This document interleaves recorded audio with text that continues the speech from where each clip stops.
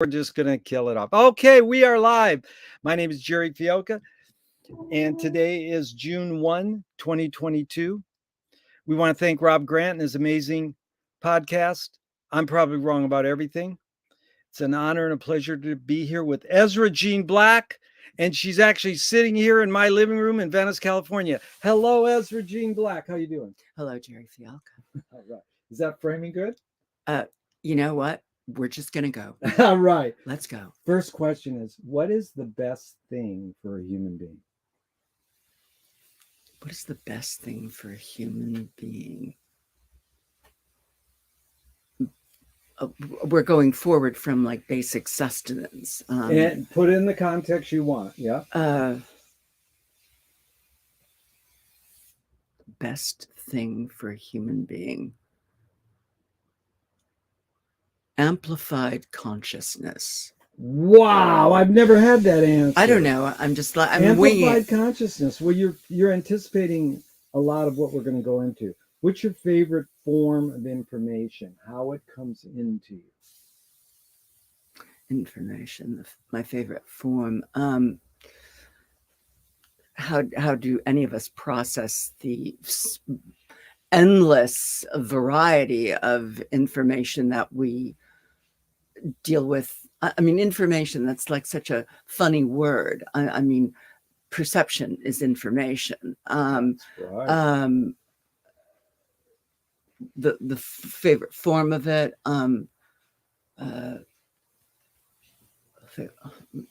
that's sort of a mystifying question to me. I ingest a lot of information via print, obviously, and in some ways that's my preferred method of absorbing information on an accelerated or focused, concentrated basis. Beyond that, I think we take in information in so many forms, in so many different ways, and they're all very, very, very different, and each informs the other. I mean, our basic sort of apprehension and perception of our environment sort of is the groundwork upon which we sort of base our apprehension and understanding and comprehension of information that we take in more abstract forms. I would say it's visual, it's sonic and aural, it's tactile, it's that's good. Let's go there. Visual. It's and also olfactory. I mean, of course, olfactory. It's so funny. One of the things I've been paranoid about, in terms of like getting COVID, has been what they say is that you can lose your olfactory sense, either temporarily or long term, or off and on, or in a kind of sporadic, across a certain spectrum kind of way. And I just thought, like, that would be devastating.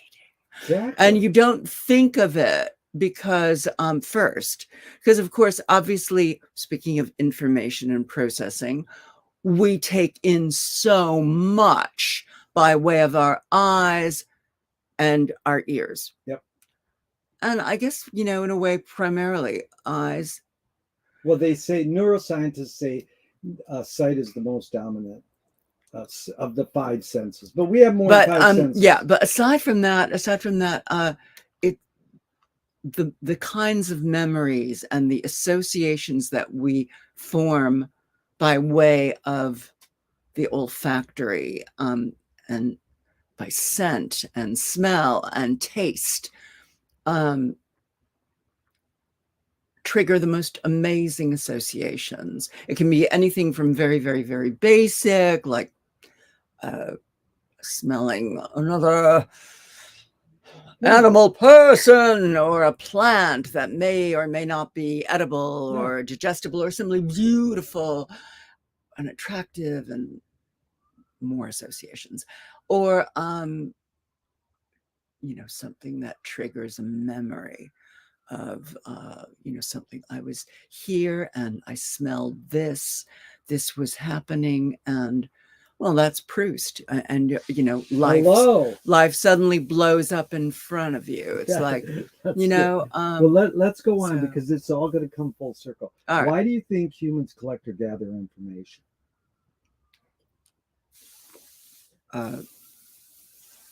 To survive.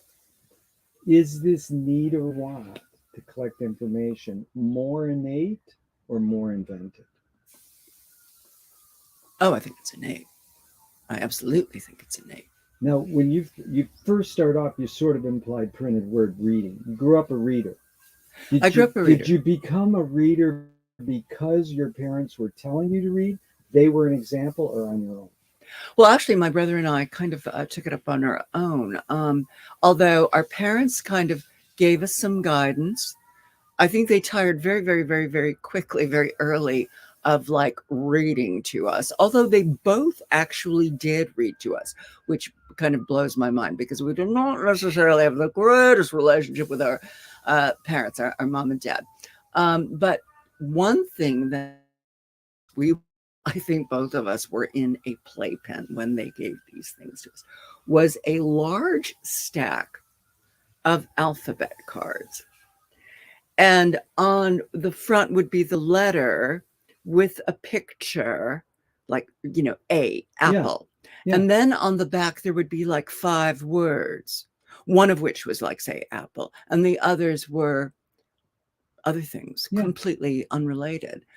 And my brother, Michael, who I'm sort of estranged from, but he's kind of brilliant, and he sort of bullied me, but at the same time he bullied me and he sort of mentored me, I think.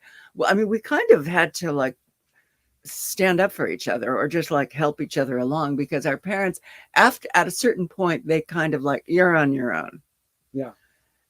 And we were, but we sort of got through that pretty well. And anyway, we had that basic vocabulary. Like, I guess 24 times 5, 120 words or something. And it just went from there.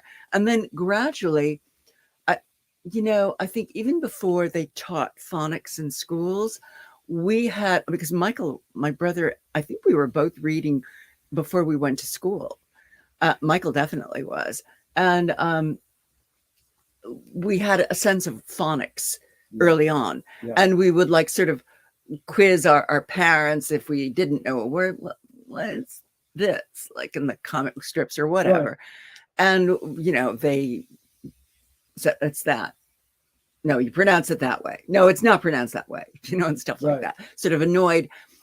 But, we moved on, and we watched a lot of movies, a lot of television. We were absolutely video kids. I mean, like, okay, wait, we're going to get into all that. All right, so I'm giving you my media history. That was good. So you've got a mini media history. No, it's there. all helpful. Yeah. We'll get back to that. Yeah. Do thoughts create emotions?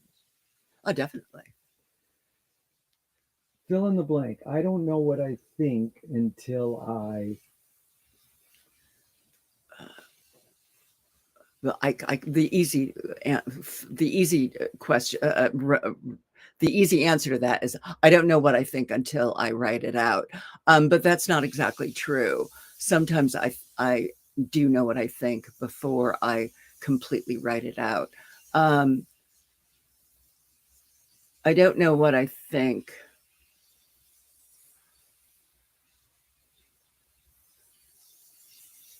until I've thought a few thoughts ahead.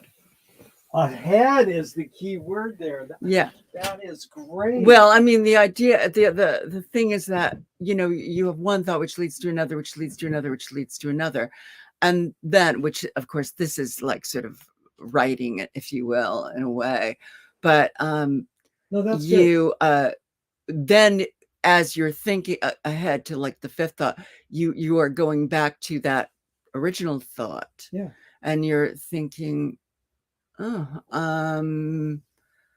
no, it's this. You're re-examining. It's this, Yeah. which then means that the next thing is this, which means this, which means this, which is why, in a way, I think for a lot of people, not just me, but a lot of people, and not just writers, I mean, writing is kind of a natural way to explore an Suss idea. it out. That's Yeah, McLuhan yeah. says, I don't know what I think until I say it. Joan Didion says, I don't know what I think until I write it. But Yes, your yeah. ahead was great. It took it one step further. Can humans think without language? Yes, but language is rarely far behind, I think. That is good. Yes, I think so. I think they almost have to. But even then, I mean, speaking of like sound information, what do we do when we're babies? We're like sort of gurgling and making like odd, noises, which, our parents may or may not focus into something like more body body language and the grunting, or we sort of call it grunting, but it's sound making. But your observations of humans in general, are we more thinking beings or more feeling beings? The two go hand in hand, but I would say it's hard to separate one from the other. That's fine. Let's leave it there, because it is a stupid question, because basically you can't separate them, but because we invented the words, we think we can separate feelings from thinking. But Chomsky says an interesting thing. He says a language is not just words. It's a culture, a tradition, a unification of a community, a whole history that creates what a community is. What do you do when language doesn't work, when language breaks down? Well, we're dealing with that right now. And it's funny, I just wrote something that bears on that, actually. First of all, I would argue that language doesn't just break down. There is usually some interest, some behind that. There's something behind there are competing there are competing interests that are breaking down something, and sometimes things need to be broken down. It is helpful to break them, changing their meanings. There is usually an objective behind that. You're talking like Orwell's doublespeak, or in advertising we say, create the disease, then offer the cure. Well, the advertising really is very smart about that. Yeah. Except that it has been going on for all centuries, really, since I think people began organizing their thoughts into words, or organizing, just plain organizing. That's about 4,000 years worth of organizing. There's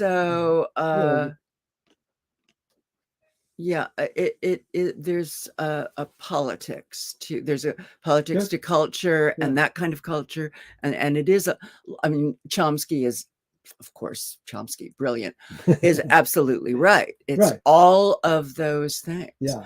But I mean, I go back to like the notion of like letters and being much larger than simply letters, being symbols. Why do they look that way? Why does it? And the Chinese have a much better sense of that with their characters. There's a whole word in there. There's a whole character. There is a word and a world in there. And my hard R's, people are always on me about my hard R's, but sorry. I guess we're not sorry. We're glad you're articulate. Okay. Anyway, 2 questions from Alan Turing, 1950s. Oh, brilliant! Is thinking a function of the soul? Well, all right. So that's a kind of controversial labeling. The soul. Repeat that question again. Is thinking a function of the soul? As we understand soul, I guess you'd have to say yes. But not all people understand soul that way. Not all people think we need to break it down quite that way, spiritualistically, animistically. I think a lot of that goes to our relationship, not to things that once upon a time, at least in some traditional theologies, we didn't think had souls. And that has to do with like our relationship with not just nature, but specific animals. And we do have relationships with animals, whether we realize it or not. We have like incredibly complex relationships with animals. Both the animals we're aware of and a million other organisms we're not. And so, and I mean, I would say like every dust mote and light particle swirling in the cosmic void, so good. You mean has soul, has some, everything is part of what we would call something like that. Well, we're going to go into consciousness too, so that's, you're leading into it. But the other turning question is, can machines think? Some can. We know that. That's true. Do they think? Do you mind if I like? Please, you got to be comfortable. I think I have to like. No, it's from all that driving. We're doing this from Los Angeles. The most people, important so thing is be comfortable. Yeah, we're doing this from Los Angeles, people. So you have to know that one of us was in a car for a while, and like that intro. Please. Pedal to the metal. Yeah, stretch out. So, what was I saying, or what were you asking? Well, you said, can machines think? We covered that. Some of them can, yeah. And but the thing is, can they think like things independent of the humans that created them? And that I'm extremely dubious about. Do you more pursue happiness or more pursue meaning? We all pursue happiness. Rare is the individual who actually achieves that. While in the pursuit of happiness, to quote Thomas Jefferson, I guess, we're not going to find happiness. That's not so. Our route to happiness, if there is such a thing, that is more than simply fleeting. Maybe for some it is meaning. Yeah. But we obviously, one has a notion of, one pursues meaning because otherwise one doesn't know what happiness is. It's really well put. Yeah. So is consciousness, here's your consciousness question. Does the brain more detect consciousness or create it? Is it consciousness bubbling away and we're detecting it, or are we creating it? I think it's both. I sort of know what you mean. Yeah. That's a very abstract question. Yeah. More for like some of my old history of consciousness, fellow students up way back in Santa Cruz. But I think one does sort of tap into it in a kind of global way. Yeah. But of course, obviously, one has consciousness. I guess what is sort of troubling is that consciousness really can be tamped down and mutilated, and right.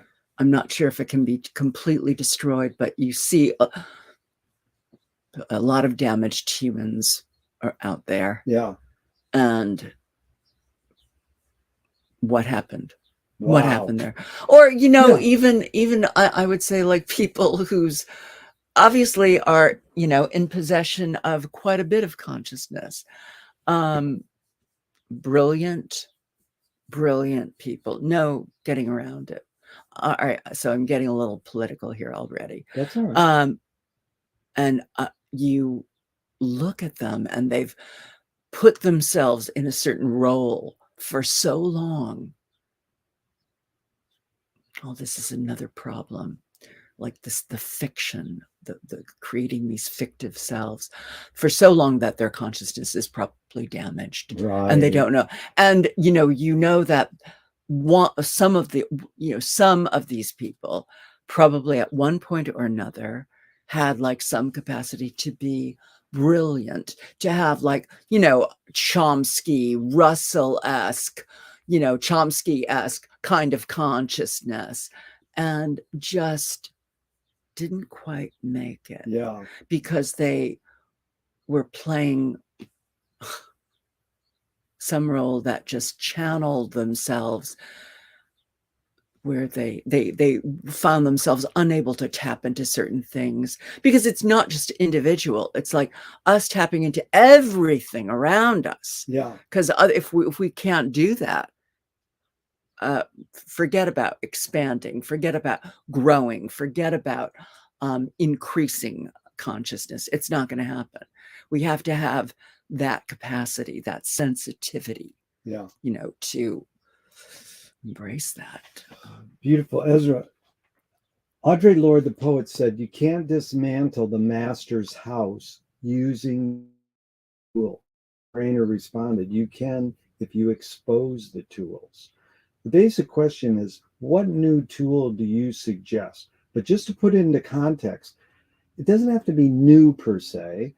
You don't have to apply any of the cute quotes I put before the question. You put in the context you want, but it's like, what tool do you gravitate towards in general, or to dismantle the master's house? It's kind of a tough question. And then you have like people like Audre Lorde. I mean, like, I'm glad we're getting your well, Audre Lorde is kind of formidable. Yeah, very formidable. I'm thinking about those two things: Audre Lorde, Yvonne Rainer. And then a tool you gravitate towards. It doesn't have to be a physical, tangible tool.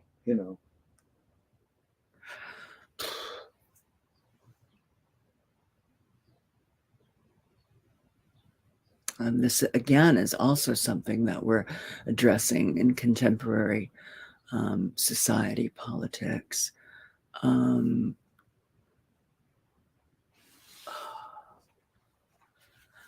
I think you have to first, let me just approach this again, like thought by thought. I think you first have to step away from it, step back from it. Like the whole metaphor that the master's house, like, I think you have to sort of investigate its interior workings, which means that you have to go deep inside and like way outside. And I think part of the way, I sort of, if I'm like sort of stuck, which I'm like all the time, I mean, really all the time, you have no idea, especially lately. I think I'm losing my touch, if I ever had any kind of touch to begin with. And that is, like the idea of like, rational, logical, analytical kind of, to like step away into maybe a different kind of analysis. Music is its own analysis. You have to pursue something in a very different language. It could be music. It could be dance. Some people look to, speaking of altered consciousness, a drug. I don't think that's illegitimate, although alcohol is probably a little bit tired as drugs go. But, I get that. It's like, oh, let's have a drink. Let's just nosh. Okay. Or here's another thing. Forget about, I'm like, music, and that sounds sort of elevated. I mean, that's very high art. I mean, music, the highest art, then dance. And so that sounds a little bit, just like the sort of, like, if you're not doing science, then we're doing something like that. But what about like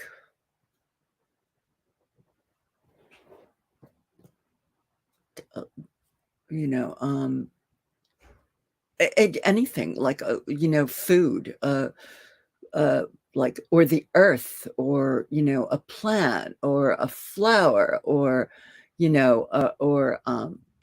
uh, and of course other animals.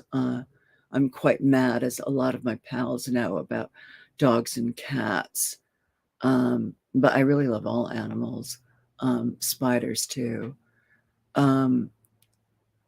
Yeah, I mean, a spider's constantly breaking down, like their filaments are breaking off and they're scrambling and they have to, and then, the next day you wake up and they've built an entire new construction. How did they do that?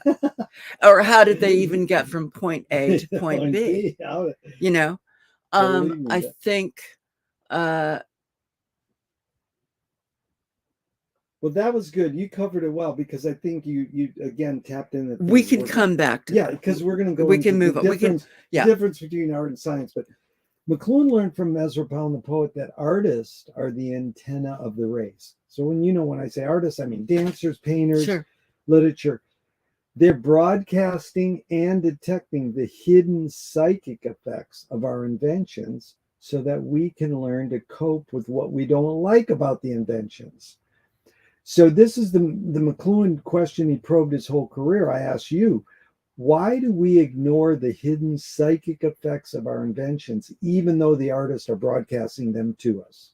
Well, you're talking to me, and so that's one of the things I do, is like I'm constantly looking at art and listening to music and talking to artists, which I feel very privileged to do.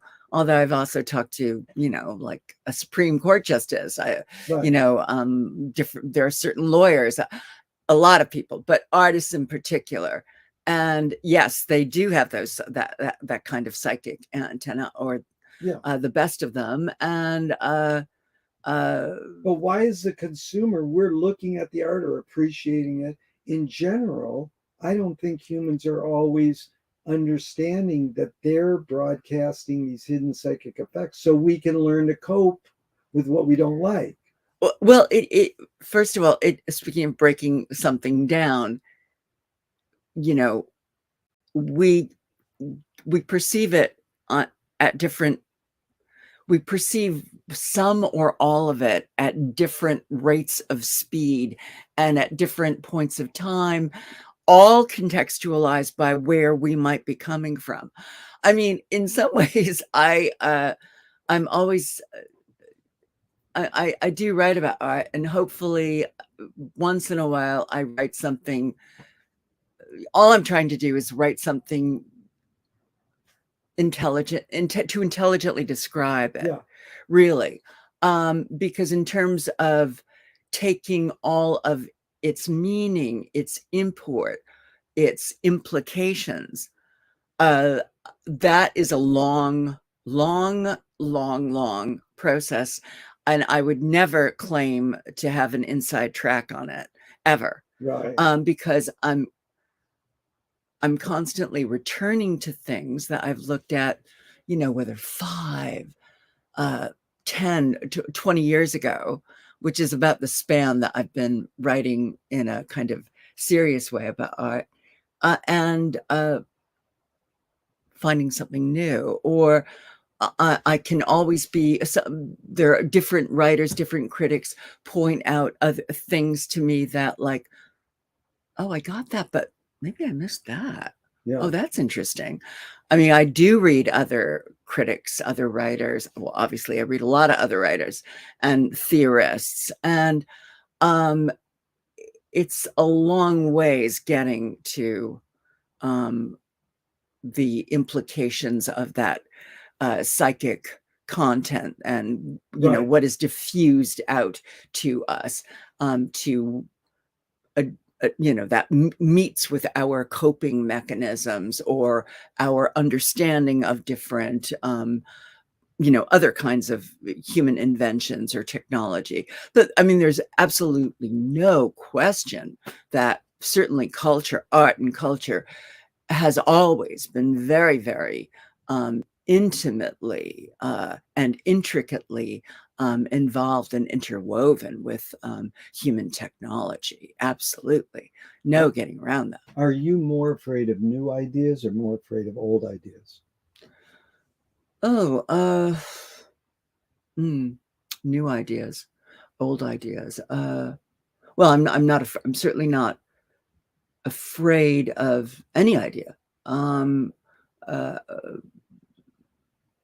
as long as it's a real idea. Good word to add. You're a wordsmith. You're really good. Well, I don't know about that, but I just, it's like there are a lot of things that go out. Like I've got an idea. Not always an idea. Right. Well, we go back to like, scientific sort of nomenclature, an observation, hypothesis, a theory or a theorem, and a proof, an airtight proof. There are a lot of things that, and also with respect to ideas, there are so many things that go into developing it, articulating it. So, I mean, an idea is not, let me put it this way. Now I'm going back to this thing that I was just writing about. And an idea is not simply, high concept. It's not like necessarily a concept. It can be, or a concept can incorporate an idea.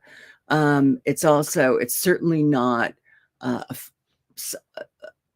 necessarily expressed by way of an aphorism or what's proverb or something, or it's not necessarily something that comes out in a sentence. It's a little bit more developed. It's not, and it's usually not something that is about it's not something that can be claimed in a kind of political or strategic way, which is why I think ideas really thrive on dialogue, and just the whole process of consciousness, thought, composition, thesis, antithesis, and to really get to where they should be going. Not even where they're ultimately going to go, because that could be anywhere. And, ideas also sort of circle around, isms, if you will, ideologies, and they return depending upon what is going on in everything, the social, political, cultural, environmental context. I mean, and that is another thing that is a whole blank canvas for us, I think, in terms of ideas. And that is what we are addressing in terms of the environment and the biosphere right now. We have to loop all of that into our attitude and approach towards ideas and thought construction and consciousness. And until we really fully do that, well, we have a lot of work to do. Really well put. It reminded me what you said is Blake said, "We become what we behold." So, Ezra, can you conjure up your earliest memory ever, or one of them? Oh, my earliest memory.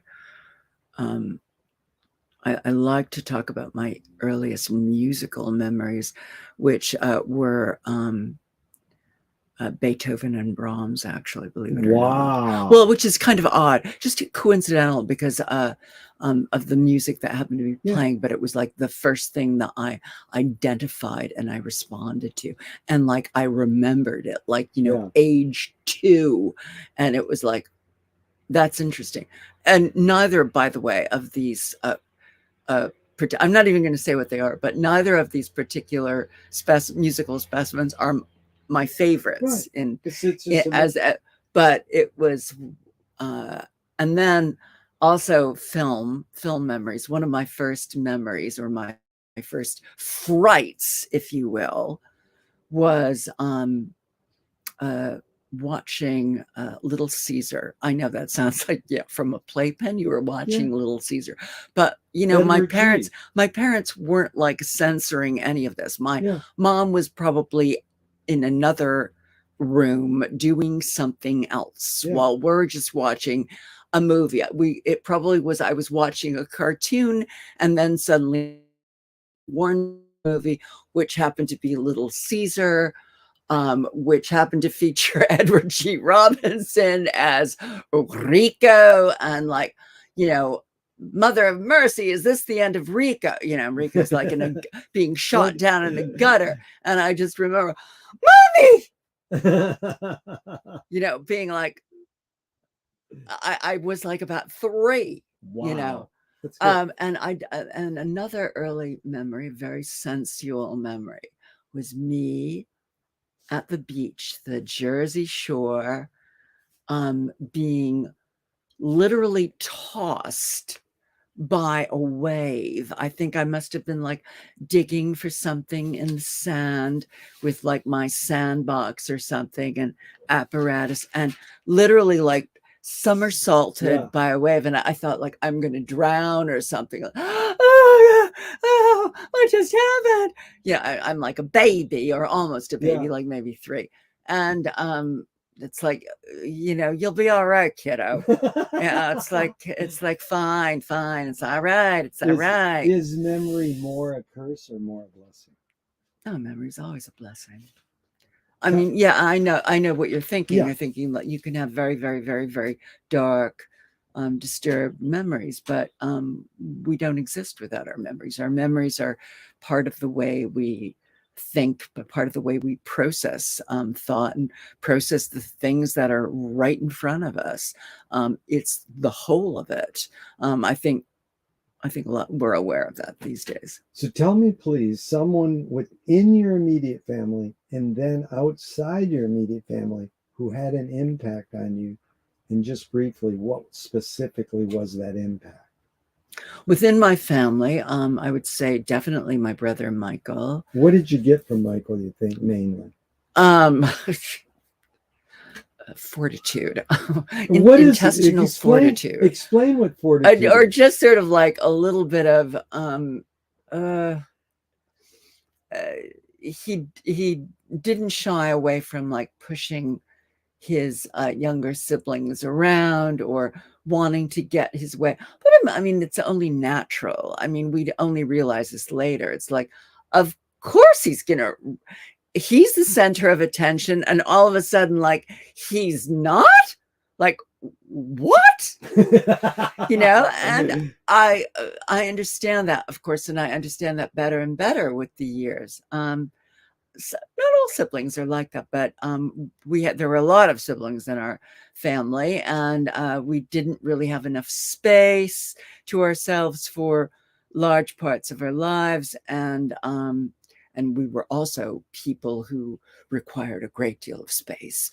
We, especially my brother Michael and I, we wanted to do things and go places and have lives. We already had this sense, probably when, you know, even when we were 3, probably, you know, it's like, where's this place? Chicago. Where's that? Wait, don't we have an aunt or We did have a relative in Chicago. Or, whatever. Right. It's like, I mean, I just remember early excursions, like we lived in New Jersey, and like across the bridge to Manhattan, and, just odd, like things like running into a store for like just a second. It's like, Mom, we could live here.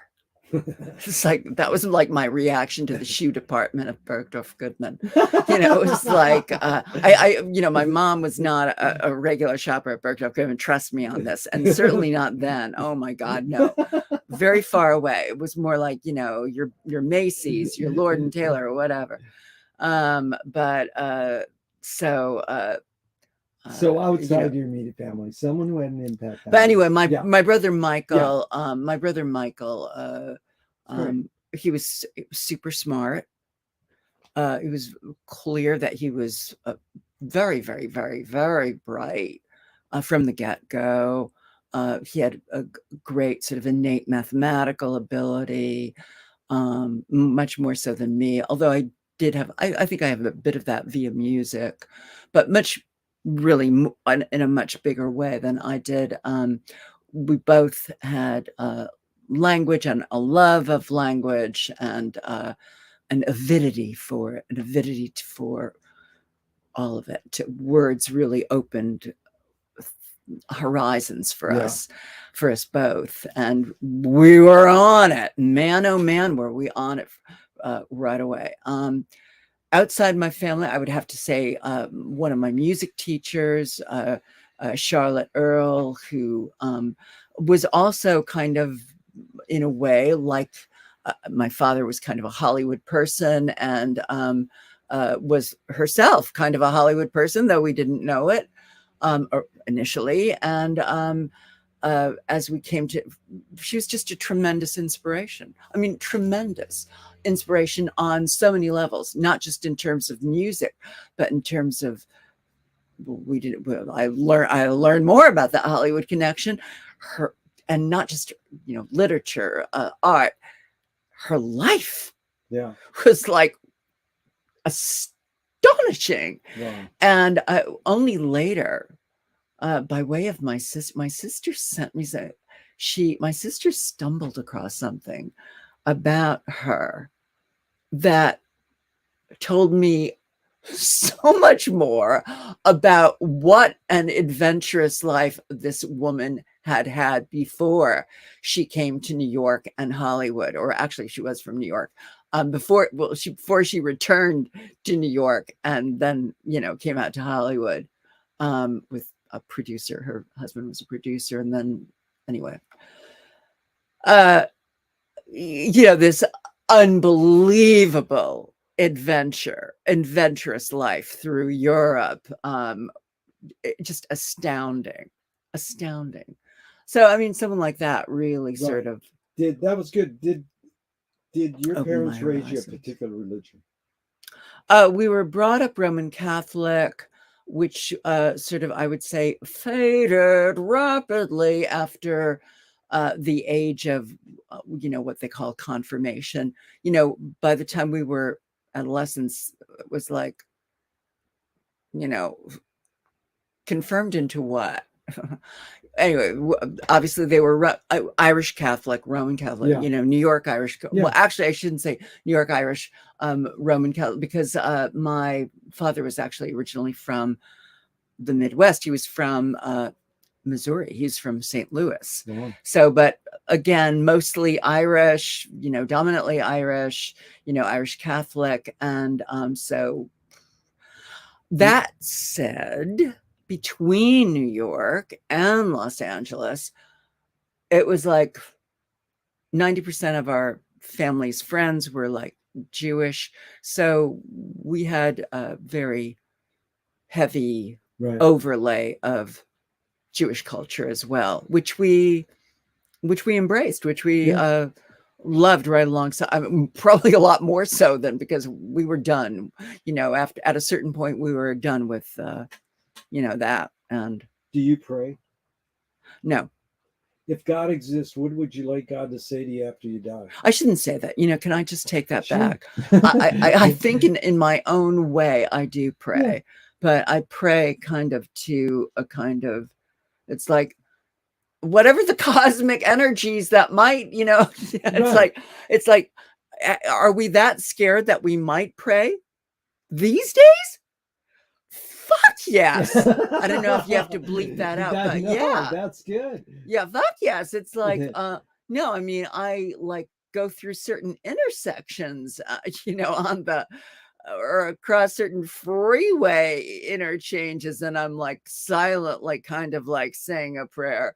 I say a little prayer for you, because it's good. I like it. It gets scary out there. Yeah. It's funny. One thing about growing up between those traditions and their very complicated liturgies and texts, their scriptures, is that you do understand on a certain level why people might turn to these devices for some sort of solace or comfort or wisdom. It's like I totally get Marianne Williamson. I'm not in that kind of camp, if you will, but I totally get her. Yeah. And I think there's some wisdom to that. I agree.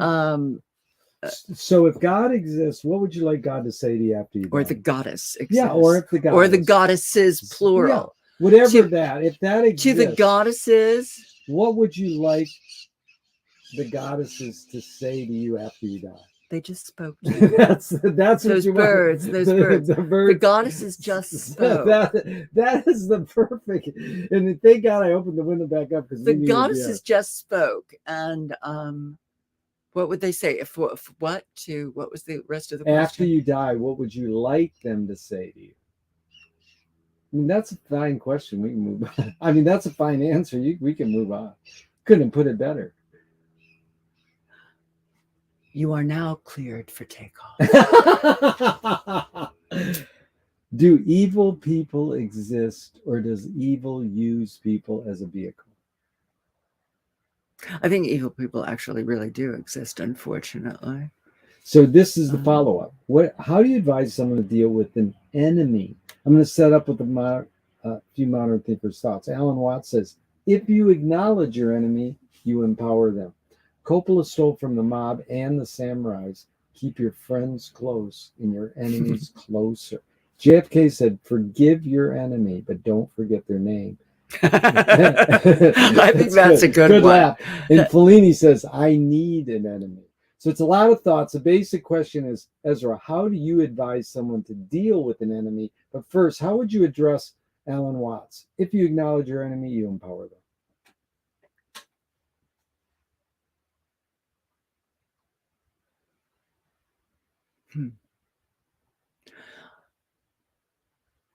All right. Having read my share of Alan Watts and having listened to recordings of Alan Watts, I sort of get where he's going with that. That said, I don't think you're putting yourself in a very good position if you do not acknowledge your enemy. Is it the way to enlightenment? Well, knowledge is the way, is the road to enlightenment, and you better acknowledge what is in front of you.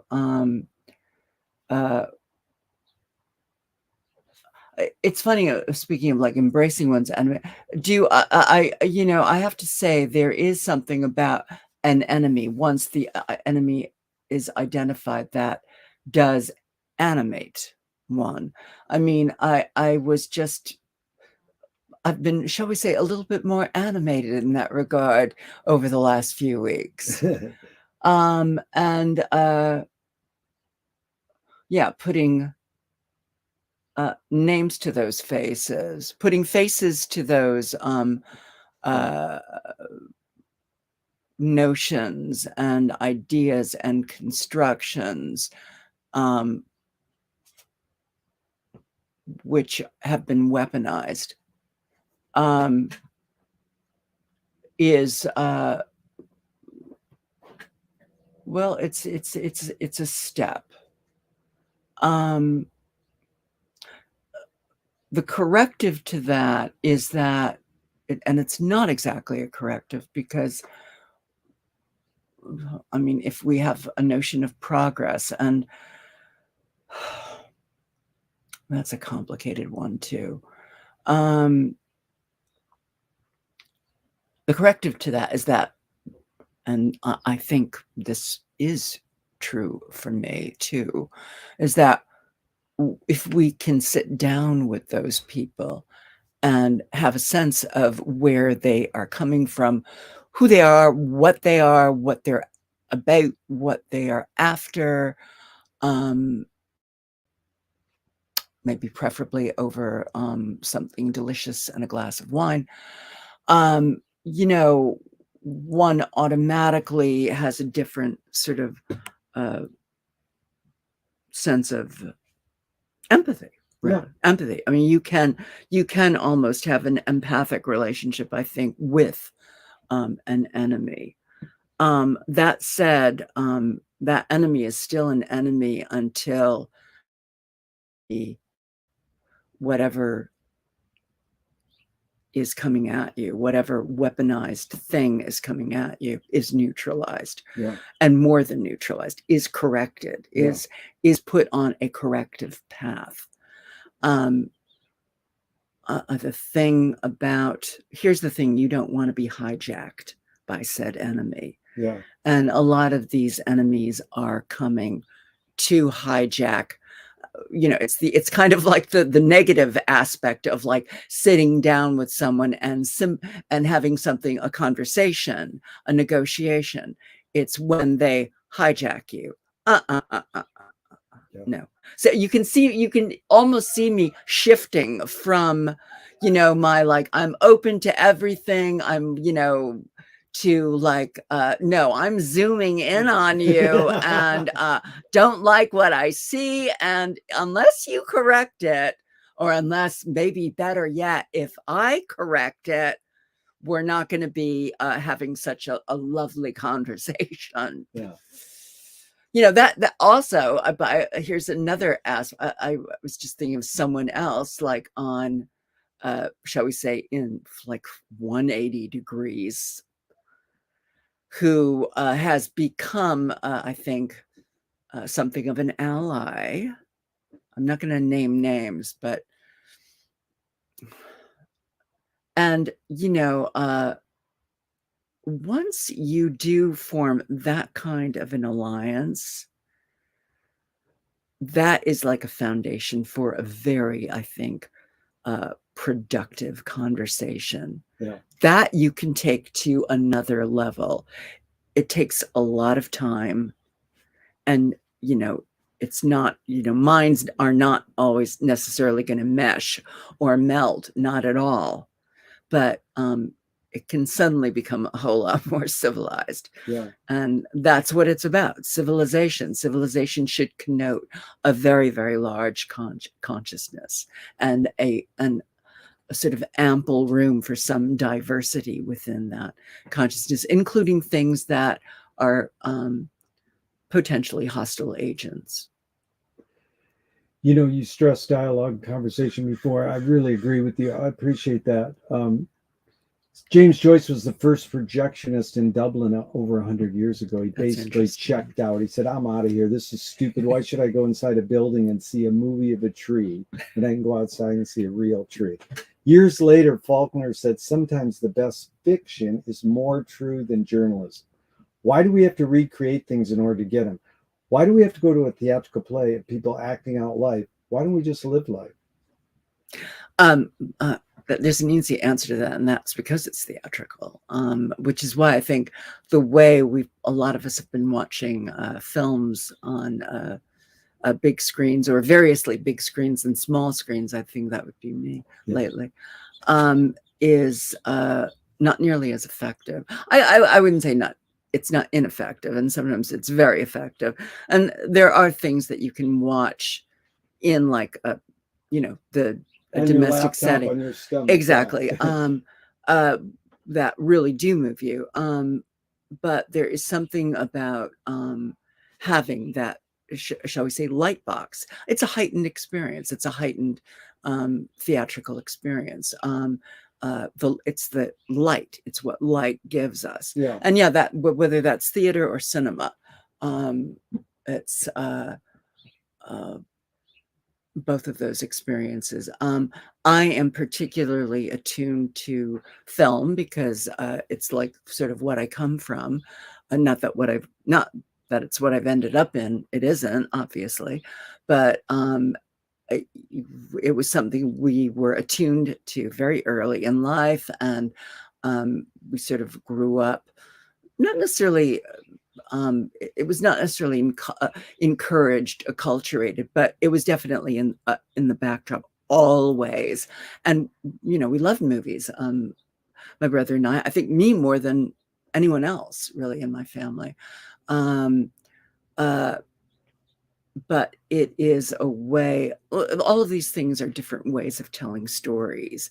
Or in theater, I think it's more than simply storytelling. It's a drawing.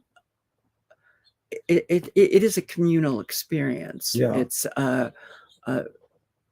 we are after something that is not necessarily large, well, just larger enough than life to let us come back to life. Perfect. With a way to address it freshly and from the ground up in a kind of a slightly different way, in a slightly more intelligent way. It's like you get a different kind of intelligence from that. Again, what we're going back to information. It's a different kind of information. You get a different kind of information from that. And also, it's like, speaking of that empathic kind of capacity, when you are with that, or the people around you, even if you don't even see them or acknowledge them, that energy is there. Exactly. It wraps you up. It embraces you. So, you perfectly led into these by saying storytelling in life.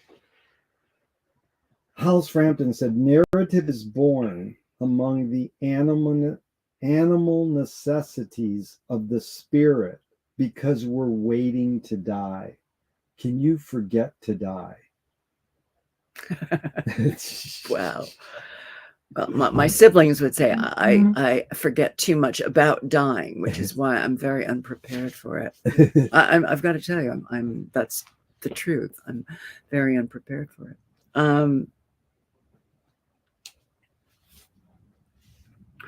I think that is true of quite a few people, actually, forgetting to die. I'm sort of discombobulated and sort of deconstructing that question a little bit. Excuse me. Yeah, no, it's difficult. People usually go, what do you mean? I goes, can you forget to die? And it comes from this huge tradition, but go ahead. Yeah. Anyway, I think there are people who sort of forget to die, or maybe something brings them back to life a little bit. And it's always a different life. It's always slightly different. We're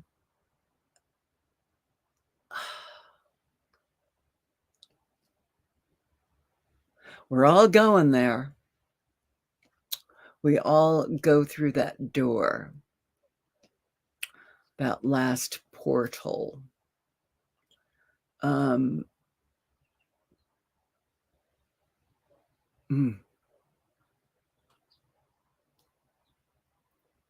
Well, just to follow up. I'm stumped. No, it's good. I'm stumped. To follow up is, what first attracted you to pursue writing? You're growing up a reader. Who did you read and go, I want to do this? And you started to write. What, like, maybe just walk us through briefly. Did you go to college to study writing, and how did you get to saying pursuing writing?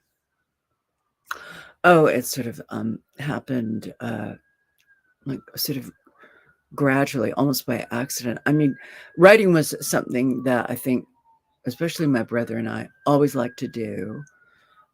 We're always gravitated towards, in terms of, it's like sort of, what's your sort of medium to share with others. And I think for both of us, it was like a kind of way of storytelling. It was also what else?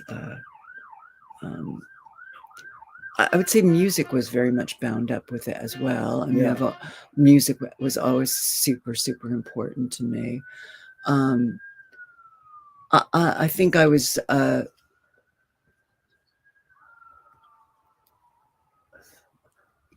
leaving school. I didn't have a lot of, God, that's so tough. I didn't know exactly where I was going. I didn't have a lot of support. I had no support. Zero. No support from my family, no guidance.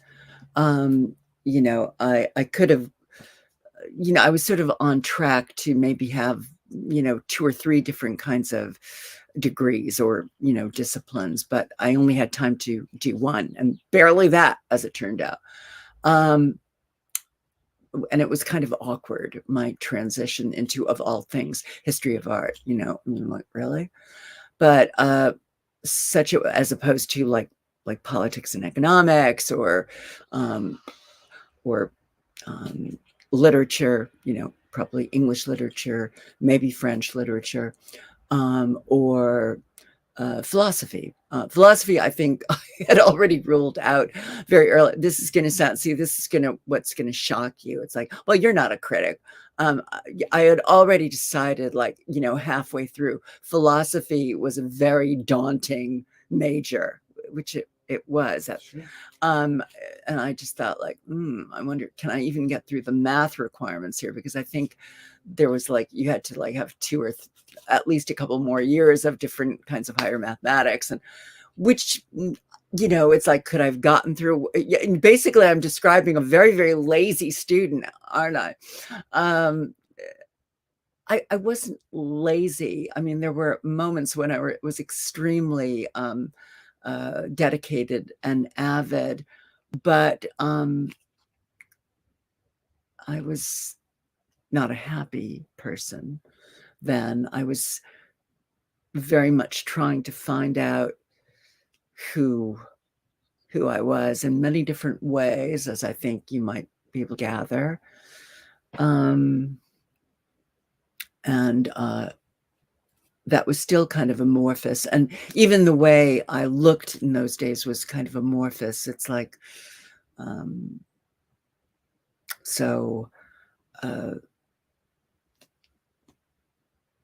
people, although I was definitely moving in the direction that set me to being who I am today, there's no question about that. So, I mean, I was definitely on that route. It was just a very tortuous kind of path. It could have led in many, many different directions. And as I said, I had no guidance. I didn't have a lot of support, which I really needed, though I didn't have necessarily even all of the language that I might have needed to access it. I mean, in terms of psychiatric, psychological, and what have you. And so I was a bit all over the place. My brother, who was a little bit more practically minded than I was, and smarter to my estimation anyway, and just a little bit more strategic, I think would have pushed me, if we were still in that playpen together, in a slightly different direction. And sometimes, and later when we, were adults, he did, I think, urge me to consider a certain, let's just say, a very conventional path. He had also considered a very conventional path, I might add. And there are moments when I must say that I do have regrets. I have more than a few about not taking, not necessarily a completely conventional path, but certain aspects of that conventional path, because I realized that our world is in pretty tough shape right now. And I realized that, I think this applies to my brother too. I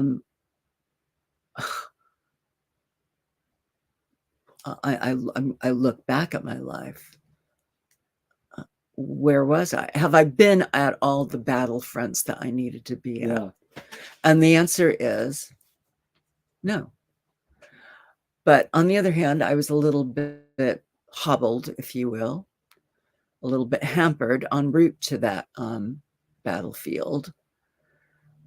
Is that an excuse? I don't know.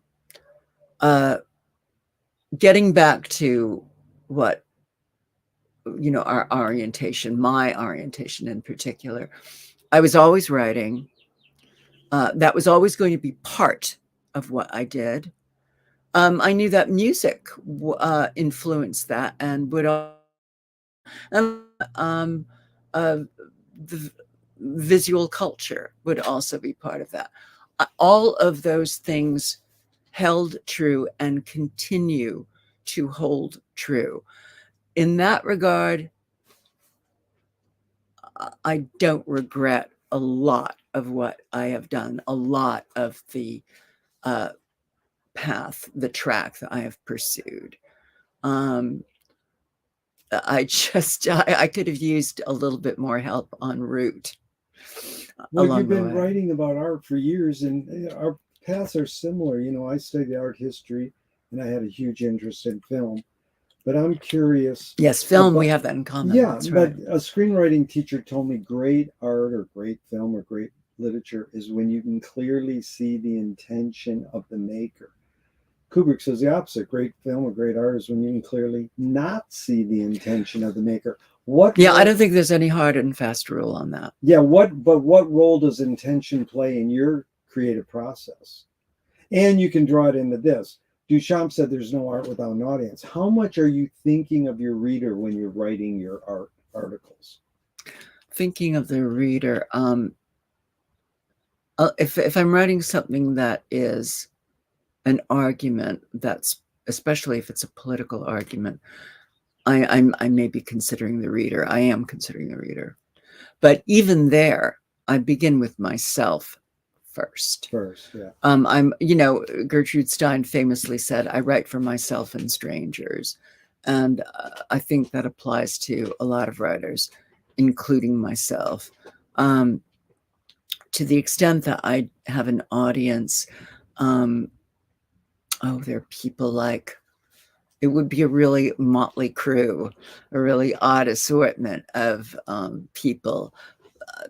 Everyone, like, from the super straight, professional world to poets to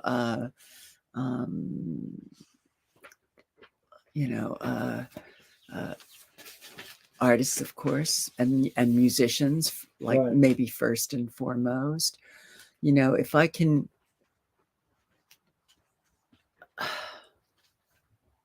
and that's the great thing about a theater. And if you can hear an audience respond with laughter, with applause, you've hit something. That sounds really random. That sounds really scattershot. Let's just say that, well, here's the part where I do know something of what I'm capable of. I do have some sense of when I've hit a certain note. That's both musical and innately musical, and also a sense of an audience that might include myself. Yeah. And Well, that's perfect, because this is the three tenets of music, my friend says, and we can apply them to art or literature. Technique, theory, and taste. So technique is, you know how to do it. Theory is, there's a formula, there's a trope, there's a skill. right. Taste, how does one acquire taste in music, in literature, and art? Part of it is, I would say, innate, just whatever, circuits are wired that way via your DNA into your brain and body. Yeah. I think it's very much spinal. It's spinal and tactile, and That's it's amazing. because it's a vibral thing. It reaches every part of your body. Yeah. So it's like you're feeling that not just in your prefrontal brain, but like right down your spinal column. What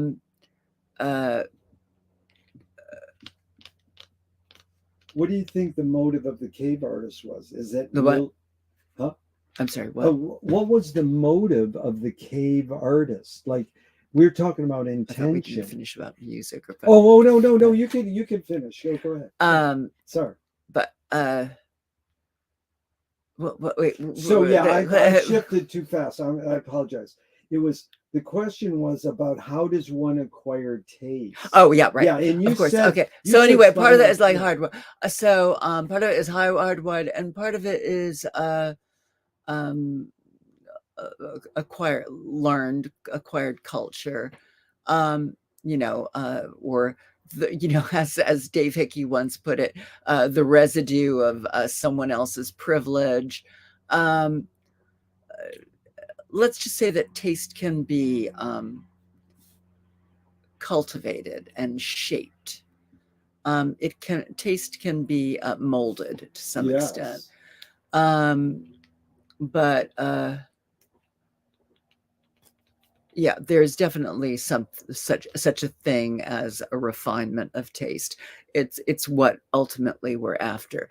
But although speaking of like refinements, it's good to stay in touch with the very, like, the ground, la terre, the terroir, the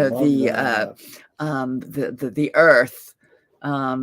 It's true. Like, that song, The Salt of the Earth. It's like, it's like, it's the salt of the earth for a reason. You better have some sense of that smell, that feel, everything about it. Here's something, speaking of like getting back from the musical to the olfactory. I think about the way the earth smells. It's really ozone, basically, after a rainstorm, just that, the ozone rising from the ground, or freshly mown grass. The associations that a kid like me would have from country clubs. It's like, would you hurry up, my brother yelling at me, we're already on the green here, like, it's like, all right, Michael. Well, they asked George Clinton. I asked George Clinton once, the father of funk, talk about song, what kind of music do you like? He says, the kind of music that pisses me off. And he wanted to figure out why it made him upset. And he can find through what you said was unusual, because most people go, how do you acquire taste? They go, by exposure, experience. But you started off with saying spinal tactile DNA, which is interesting, because it starts there, I think. Yeah, and it's like endless how people gravitate towards this and not that. But I'm curious about this thing about intention in writing or intention in music or art. Is it different from what the motive of the cave artists were, the cave musicians or the cave dancers? What's your hunch say was the motive of the cave artist? And is it different from artists now? A little bit different, yes. It was, I think, first of all, an aide memoire, a memory tool. I think it was both. It was a memory tool. It was consciously, speaking of consciousness, it was like sort of reducing an observation to replicating that observation, to sketching, in other words, sketching it out. Also mapping, like sort of like, so I went out from my cave or my shelter, whatever. It could be, it could apply to any number of different kinds of animals, except maybe certain kinds of fish, or not even fish. I mean, fish take shelter too. One of the well, all right, I wasn't finishing my thought. I was going to talk about Rachel Carson for a second, who, another great outside. One of my heroes. You mean Silent Spring? And everything else she wrote. The Sea Around Us, The Sea's Edge. Between, I just. What were you going to say about it? Oh, speaking of like fish taking, you don't think of fish as being like sheltered necessarily. I assume there are a few probably, aquatic organisms that do not have any kind of shelter to speak of. But even it's funny how even a lot of fish we don't think of as like sheltering here or there. Shelter, it's the place where anyway, it had to do with memory and a map and sort of anticipating the next day, and also collecting thoughts, collecting, it's literally a collection of, here are a collection of my thoughts. One of them looked like this. Oh yeah, I saw this. It was converted to my thought, and I drew something that was like approximated its shape, and I'll make it better tomorrow, I promise. I love that, anticipating thoughts. Wyndham Lewis says artists live in the present and write a detailed history of the future. Mm-hmm. So it is, and Martha Graham says artists aren't ahead of their times. They are their times. What's more important, conviction or compromise? Oh, conviction, always. Oh, I know what you're thinking. No, conviction is very important. We don't call it conviction for nothing.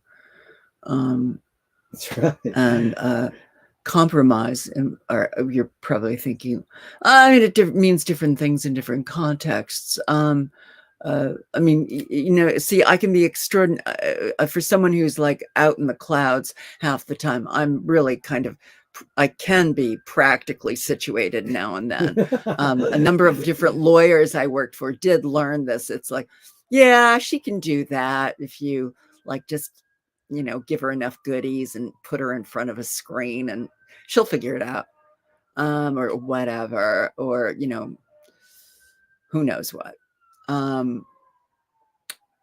But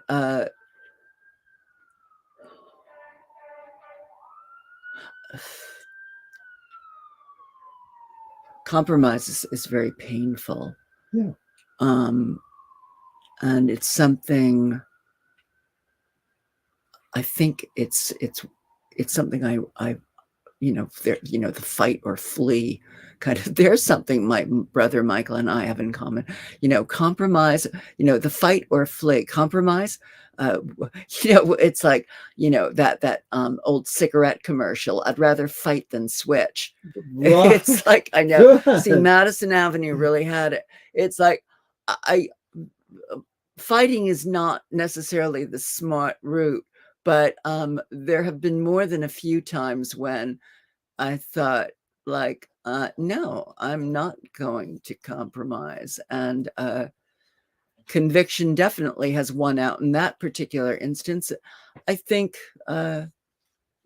conviction has to win, always, always, always, always. You handled the question well. I appreciate it. T.S. Eliot said poetry's outing your inner dialogue. What language is your inner dialogue in?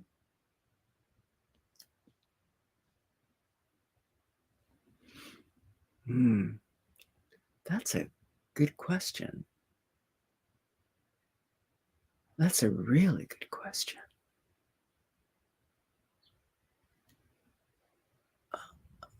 Collage?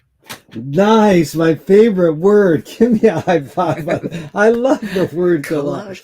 I got to tell you, because you really emulate it. You know, Abigail Child, she's one of the great experimental filmmakers in New York City. Says, what language is your inner dialogue in? She goes, I wish I knew. Yeah.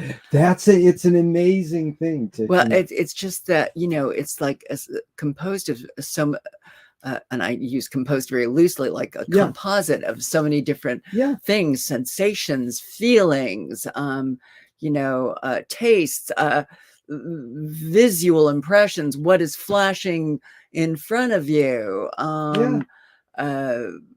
It's sensory overload, or can be a sensory abundance. But at the same time, when I said collage, it means some of these things are colliding with each other, and also you're pasting things up against each other. I think that's why collage was such a great discovery for early 20th century artists, because it was a great discovery. Hello. That was because Picasso, well, I was going to. Picasso was a genius for a reason. That's one of them. I was going to raise Max Ernst's graphic collages, yes, Kurt Field's political collages. It's endless, and it goes into all the. Or someone like Susie Gablik. Exactly. Oh my God. Yeah. She got no bit in New York Times. Yeah, thank I saw God. That. Yeah. So here's a question. Two of my film heroes say, George Manupelli says, ignore yourself. Jonas Mekas says, there is no self-expression. Cecil Taylor, the great jazz pianist, says, I'm just a vehicle and this stuff just comes through me. It's a stupid question. I know it's like both. Multiple choice. I know it's both. It doesn't matter. Just your thoughts on this idea. Is art making more writing, art making, whatever, music making? Is it more self-expression or more your vehicle for whatever technology, culture, or environments are dominant? Oh, that's an interesting question. Dominant environments really, and what is going through you, as Cecil Taylor would have put it, are very important, and I think that's a huge amount of it. Yeah. But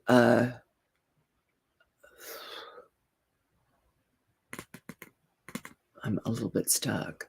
Well, let me ask the hidden question. It's really, can art making be egoless?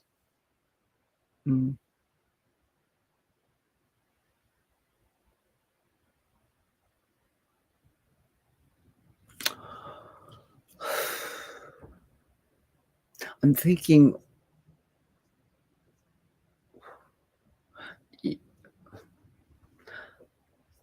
I have to say,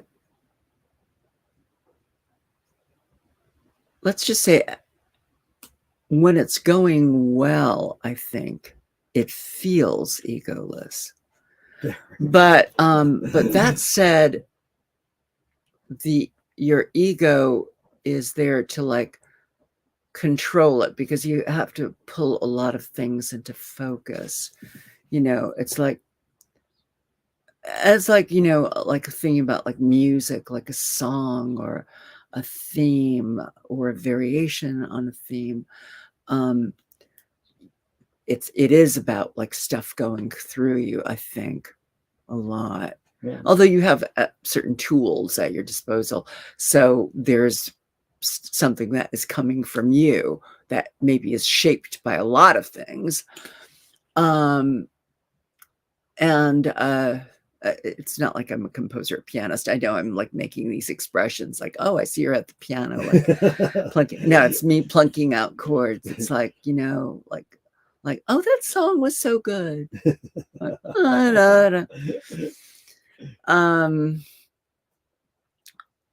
but well, that's fine. We only got 10 more minutes, so we can move on if you want. That was good. No, I appreciate it. That's an amazing answer. Look at, I've asked that for a while, and people, when it can, if it's done well, it feels egoless? I asked that question for so long, and 90% of people go, no, see. But one person finally came along and says, great art is egoless. Well, I mean, but when you said, the way you worded it, when it's done well, it can feel egoless. I think if you're in the middle of I just think like it could be anything. It could be anything from a piece of music, like just think about like some of these. You think about some of these like chord progressions, whether it's like sort of like say like some sort of jazz kind of riff motif, or Beethoven, or I'm just thinking of like a Bach English suite all of a sudden, or it's like it's going here like, oh, it didn't have to go there, but something took it to that like configuration, and it was magical, and you're lost in it. Of course, someone obviously like Bach is going to have like some control over it. Yes, ego. Yeah, I mean, it's going to be brought back into focus, and ego is inevitably going to figure in that, especially as you're trying to like wrap the thing up. But I think when you there is a point where you kind of are lost in it, hopefully. Yep. And then you bring it into like sort of a sharp focus that inevitably like delineates on one level or another ego, the author, and the intention. And so you have those things, the ego, the author, the intention. But I mean, and then there are also communal art forms, if you will, like the making of the cathedrals, it's like, and that happens over time. That happens over a period of a century or more. And who actually is lost in that? There are a million people lost in, but I would say at some point, someone, whether it's like a stonemason, like, chiseling away on a gargoyle, or someone putting the last joint of the last, vault in place, like saying, voila. Beautiful. I asked Charlie Hayden who wrote Old Joe Clark. It's an old Appalachian song. He plays in the middle of an Ornette Coleman song. And he goes, nobody wrote it. And it's not true. Somebody wrote it, but they didn't claim writing. Right. And it was passed on over years and years. So you can't really say it was written by a million people. Waters and Mark, same thing. But then somebody claims the arrangement and they get the writing credit, Right. But Moshe Feldenkrais works with healing and movement. He says it's literally possible to identify a weakness and incorporate it to become a strength, rather than we're normally taught to overcome a weakness. Tell me a weakness you turned into a strength. Oh, that's a tough one. That's a super tough one. Because I don't know that I've successfully done that. I mean, everybody tackles that. I could address. You can be critical, but or you don't have to. You could tell us something that went that direction. It's like, this is what we call it: turn a breakdown into a breakthrough, a rejection into a redirection. Any kind of shift. Your limitation can become a strength. Well, rejection, I think, has something to do with that. I just got rejected. Something just got like rejected so fast, and I just thought, I was like, but at the same time, I could. Part of me understood, like, it was something that I had like sort of pieced together out of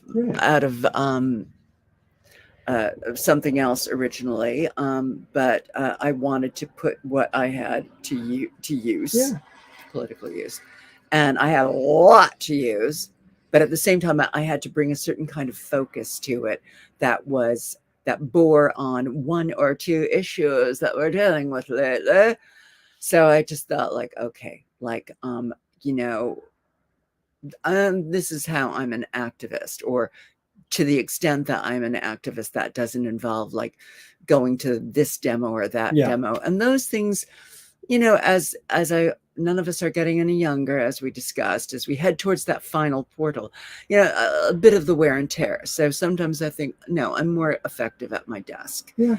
And so I had this and I felt like, you know, I've buried the lead on this in a way. What if I just turned it around, you know? And like it was like sort of a little bit against my inclination, but I did. And then I said, well, so I have to write something else, which is obnoxious. I've like already, this is why I like was recycling old material to begin with. So I've created work for myself, but then, you know, I got to where I was going with it. And I felt like, oh yeah, this is it, baby. And so I'm shooting it off somewhere else in a significantly altered form. And that delights me. And I'm not always good at that. And also, I would say well, I would just say in general, I'm taking criticism. I'm a little bit better at that. Which, well, is that a weak? Not, you know, I'm not really putting my finger on it. Not at all. Weaknesses. I would call them, in terms of my work. I mean, I'm sort of separating things into like what's, you know, directly connected with work and what's, you know, just emotional or physical. I have terrific shames, multiple shames about different things, multiple. Then how do you utilize that as a strength or a breakthrough? It's definitely not. I don't think of it as strength in a way, but I do reference. I think I do reference them in things that I write about, or just the domain of the imagination. Yeah. It is not. They are not, by and large, helpful. Yeah. These are not helpful things. They are hangups. They are inhibitions. I've got loads of inhibitions. Yeah. Which doesn't mean I can't every once in a while let this or that inhibition go. know, you brought up dance earlier. That's what you are as a wordsmith. You're a dancer. I love that. You do, and verbally you do. But tell me this: I love that, because I think music and dance definitely are. Well, you know what they say? Choreography. This amazing thing they say: if you can't say it, sing it. If you can't sing it, dance it. Yeah, that's a cool one. But you know, you said earlier you've been probably writing about art for 25 years or many years, let's just say. Tell me one major element that's stayed the same and one major element that's changed in your years of writing about That's a good art. question. Yeah. That's a really good question. I don't know if I can answer it. Yeah. That's a really good question.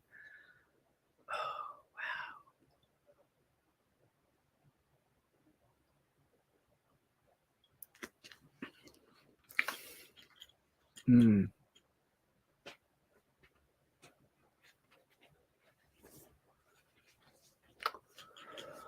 Oh, wow.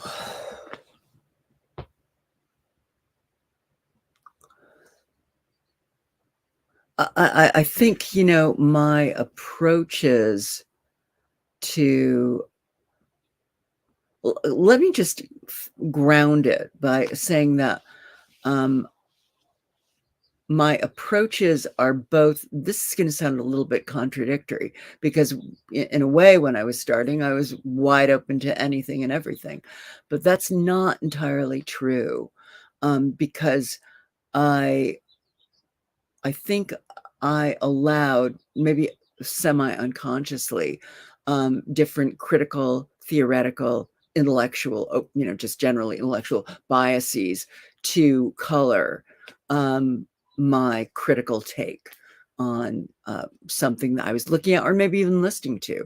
Although I think I would have been a little bit more open to things I was listening to, and theater and film generally, I would say.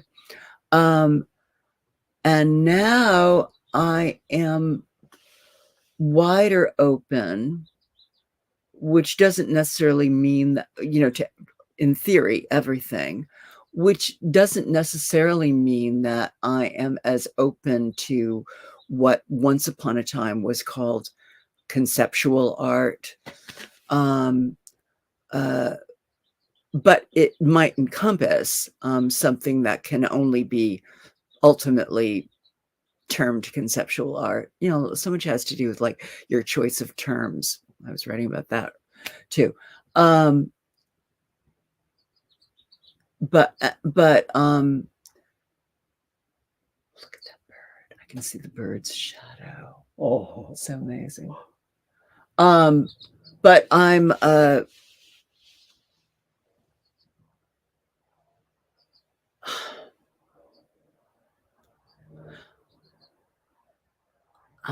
I'm a lot more open to all of the places and contexts from which, and imaginations and sensory domains from which art can spring or be inspired. That said, I am more critical, more not bias. It's like a breakdown of bias. It's like, that's the thing. It's like, my biases are kind of broken ruthlessly, as they should be. And at the same time, am I forming new ones? I'm just, well, that's where taste comes into play. yeah.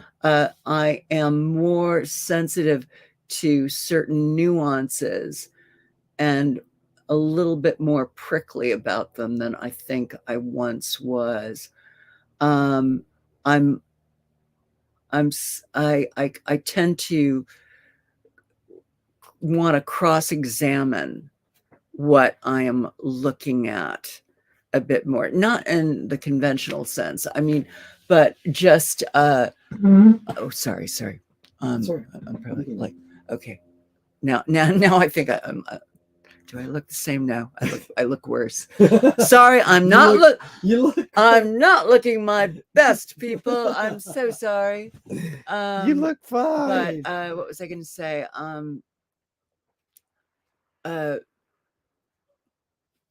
It's what we were discussing earlier.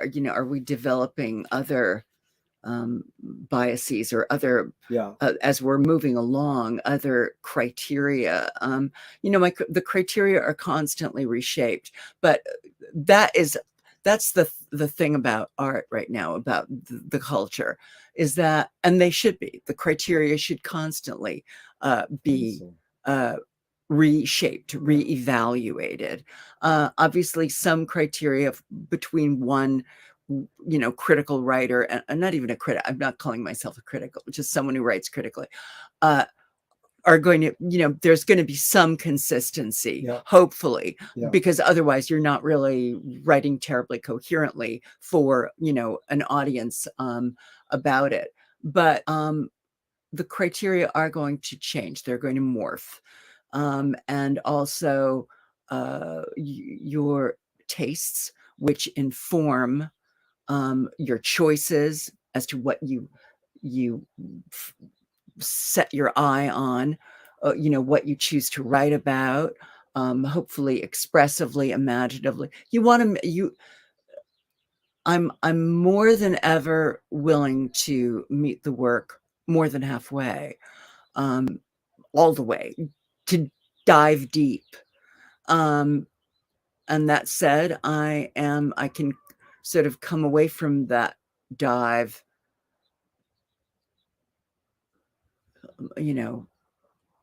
maybe a little bit more judgmental in a way. I'll make a judgment. And sometimes I'm maybe a little bit harder than I'd like to be.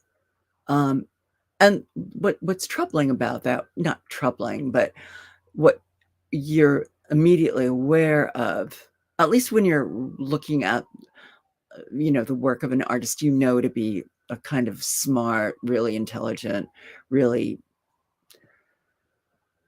really smart, really thoughtful artist, is that, that the way you look at it may change within a Exactly. year, 5 years, 10 years. Yeah.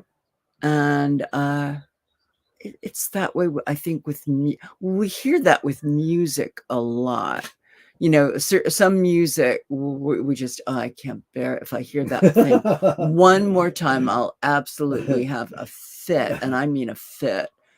And then other things, you'll hear the same piece of music and you're like, Perfect oh my example. God. The new Leonard Cohen film's just coming out on one song, Hallelujah. He disowned the song. Oh, He wow. said, please. And they go through the whole history of it. In a way, the 2-minute trailer is beautiful because, like I say, just watch a 2-minute trailer. Don't spend an hour and a half of your life.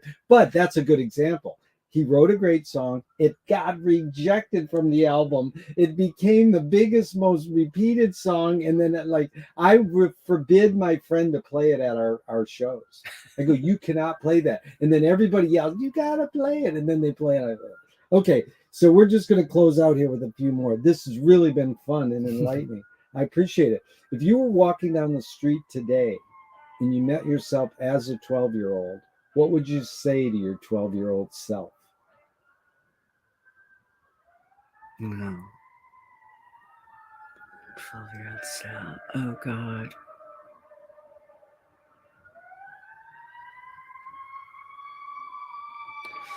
The conventional line is, it gets better. that is That's the conventional really line. well put. Well, that's the conventional line, but to give advice, to like,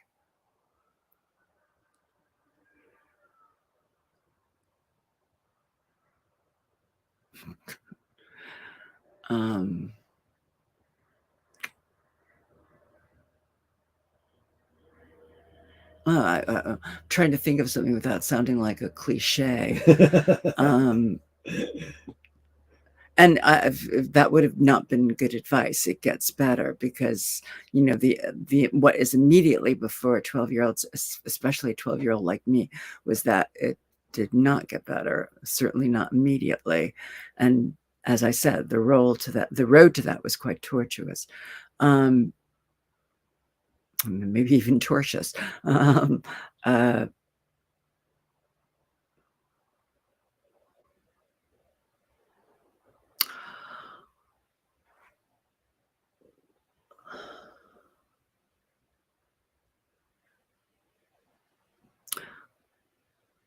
Well, that's not advice either. I was going to say there are unimagined beauties awaiting you, which would have been a kind of line of encouragement. But that's good. I like that. That's beautiful. I would just say it's really, really, really, really hard, but try to stay true to the best part of yourself. Really good.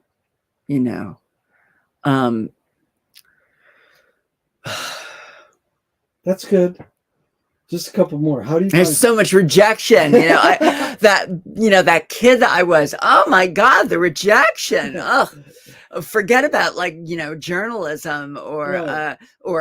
Film and television. It's like, the rejection. You did well. How do you find peace of mind? I rarely do. Rarely do. The high and I'll put the high and the low of it. Music, especially great music, can be either me including me doing a horrible job of trying to play it or trying to make it. But I think that helps a lot. I think it helps a lot of people. and the other one would be, I would say, well, a fresh beauty generally, and then snuggling with my cat. That's beautiful. Just a couple more. What's the cultural shift you see developing today that inspires you? Oh, as we move into the metaverse, I frankly don't see myself moving to the metaverse. I don't think they have the right kind of apartment there for me.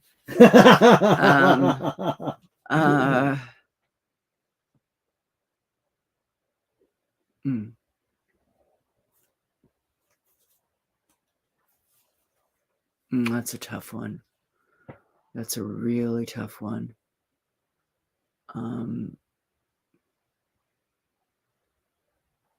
Well, the best part of it is that we have nothing to lose. We have nothing to lose. Yeah. I don't, not people like me, but the artists who I'm looking at, who are around me, who inspire me. The best artists all know that. Yeah. There is no time. It's not like simply a matter of like, obviously there are going to be days when you're not exactly up to seizing the day, carpe diem. Every once in a while you have to pull back. You have to withdraw. I mean, you have to escape. You have to escape into your cave, or caves, whatever they are, those constructions. But we have nothing to lose. Let it all out, flat out, full speed, just wrap yourself around it. I hope I can wrap myself around, the most, whatever is most illuminating, there's a show I wrote about that was like a wonderful show that I said, like, I was, borrowing from the book title, Jonathan Safran Foer, everything is illuminated. But I mean, that is like embracing that illumination wherever and whatever it is, and just flat out, whether it's something, anything, whatever you do, whether it's like, justice, in the legal world, whether it's politics. I think we're going to need a new constitutional convention soon, because this one just isn't, as much as for me, it's like, if I have scripture, that's it. It's not working. Yeah. So we've got to upturn that. It's like, it sounds like I'm talking revolution, in a way, maybe, but it doesn't have to be that way. I hope it's not that way. Well, it's re-evolution. It's there's something wrong, and we have to come up with something to replace. We have to. We have to do some radical things. Definitely. So embrace that, and it's going to be difficult. It's going to make certain aspects of our lives, maybe in my case, miserable. I might be miserable. I might be looking for any means of escape from this aspect or that aspect of it. At the same time, I'm going to be pursuing however I figure into that world. And I see myself as no more than, one of those little fish in a Rachel Carson, narrative, like, well, I've got that light looks awfully attractive. Oh, don't go there, little fishy, you're going to get swallowed up by the whale. I may get swallowed up by a whale, but, or I may get like, burned by this or that. That would be a horrible, especially for someone like me, very heat sensitive. something people like me have to consider. But flat out, like Yeah. all jets firing. Beautiful. Just go for it. What's almost you answered my last question, which is what gives you the most optimism? I mean, what you just said seems to be that. But I'll ask it anyways. What gives you the most optimism? I'd like to say birds, but because that was amazing. Although birds are threatened like the rest of us on the planet, what gives me the most optimism? I am not, as like I think most of my pals can tell you, an optimistic person by nature. I'm kind of a pessimist. But oh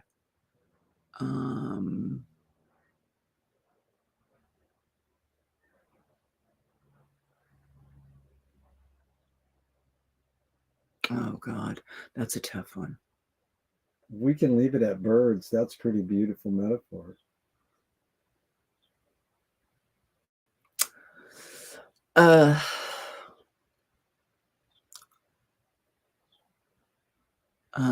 Beauty. Beauty. Fresh beauties. Birds and beauty, I would say. Maybe. Birds and beauty. Ezra, thank you so much. That was really fun. I really appreciate it. Thank you.